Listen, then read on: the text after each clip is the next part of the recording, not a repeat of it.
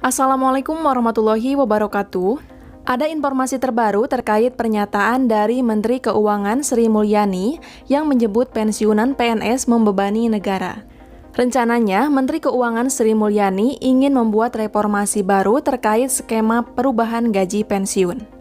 Menurutnya, jika pembayaran pensiunan seluruhnya mengandalkan APBN, kondisi tersebut dinilai membebani APBN dalam jangka panjang, sebab dana pensiunan akan dibayarkan secara terus-menerus bahkan ketika pegawai sudah meninggal, yakni akan diberikan untuk pasangan dan anak hingga usia tertentu. Oleh sebab itu, Menteri Keuangan Sri Mulyani berharap DPR bisa mendukung reformasi skema pensiunan PNS melalui menghasilkan produk undang-undang sebagai landasan hukum. Sampai sekarang, kita belum memiliki undang-undang pensiun. Makanya, kami mengharapkan ini bisa menjadi salah satu prioritas untuk reformasi di bidang pensiunan di Indonesia. Hal tersebut disampaikan oleh Menteri Keuangan Sri Mulyani. Terkait pernyataan yang akhirnya ramai diperbincangkan di media tersebut, Ketua Badan Anggaran DPR Said Abdullah memberikan tanggapan. Menurutnya, langkah pemerintah ini sangat tepat sehingga nantinya akan menguntungkan PNS dan tidak membebani APBN. Berikut pernyataan dari anggota Komisi 11 DPR RI Said Abdullah. Soal dana pensiun, ini memang rejimnya rejim ganda. Ini akan selalu merepotkan karena ada berbagai undang-undang yang menyangkut dana pensiun. Yang satu diatur dana pensiun itu yang sebagaimana disampaikan tadi PSUGO, di mana dananya sebenarnya tidak ada, tapi kemudian ujuk-ujuk muncul dicadangkan di APBN, dan di dalam proses perjalanannya memang kemudian ada 4,75% dari gaji pokok. Pada saat yang sama juga ada BPJS Tenaga-Kerja, ada Taspen, tapi kemudian kita sadari sejak 2019 baik oleh Banggar maupun pemerintah, bebannya sudah terlalu besar. Hasil audit tahun 2019 itu, kita sadari bersama bahwa jumlah pensiun, penerima manfaat pensiun itu adalah 3.125.000 lebih. PNS yang ada di Republik ini semuanya termasuk TNI dan Polri 5 juta.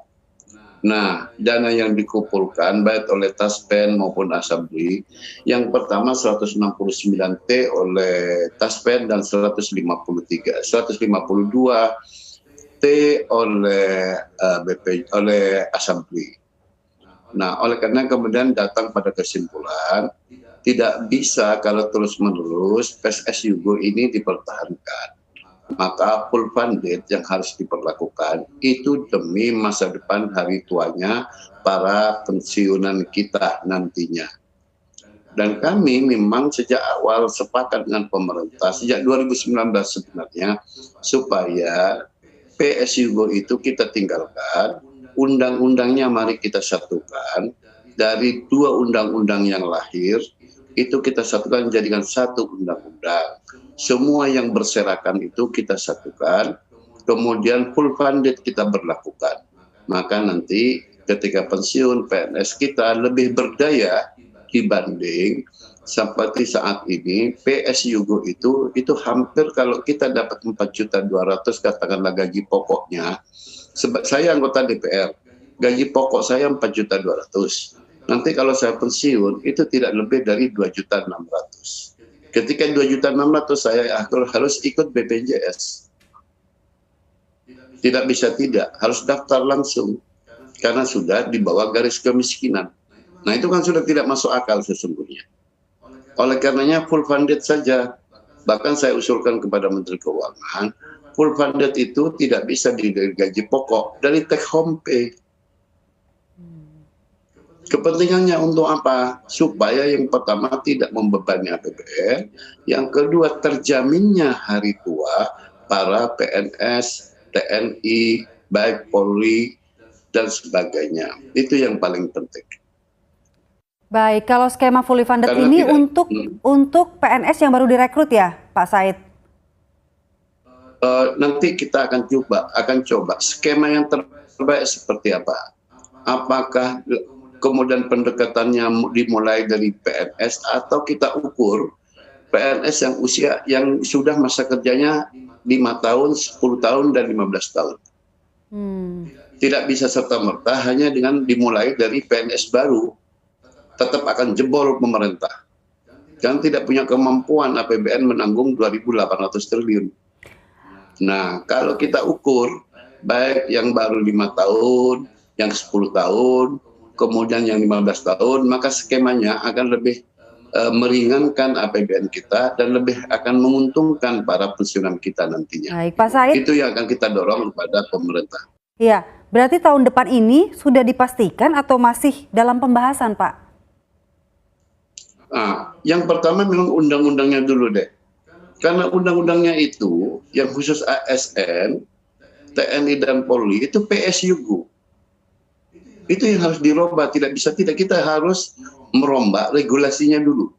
Kemudian undang-undang jaminan kesehatan juga jaminan hari tua juga kita rombak, yang sekarang dipegang oleh BPJS tenaga kerja. Ini harus disatukan semua, tidak bisa Taspen berdiri sendiri, BPJS tenaga kerja berdiri sendiri. Itu harus disatukan semua agar manfaatnya akan lebih besar.